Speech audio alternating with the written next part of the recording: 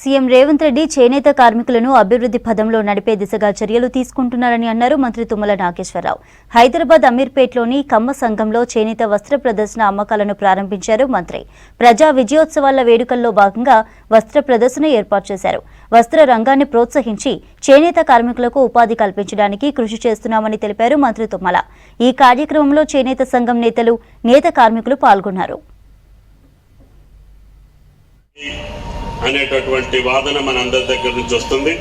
360 రోజులు వాళ్ళకి పని కావాలి కాబట్టి తప్పకుండా ప్రభుత్వంలో ఉన్నటువంటి అన్ని శాఖలకు సంబంధించినటువంటి వస్త్ర అవసరాలని మన వాళ్ళ దగ్గరనే తీసుకోవాలని చెప్పి ముఖ్యమంత్రి గారు జీవో ఇష్యూ చేశారు. దాన్ని అమలు చేసేదానికి కూడా కమిషనర్ గారు అన్ని శాఖల మీద ఒత్తిడి తీసుకొస్తున్నారు. మన పర్మిషన్ లేకుండా ఏ ప్రభుత్వ శాఖ కూడా బయట నుంచి వస్త్రాలు కొనకూడదు. ఏ డిపార్ట్మెంట్ అయినా కూడా మీ యొక్క ఉత్పత్తుల్ని తీసుకోవాలని చెప్పి ప్రభుత్వం యొక్క ఆదేశాలు.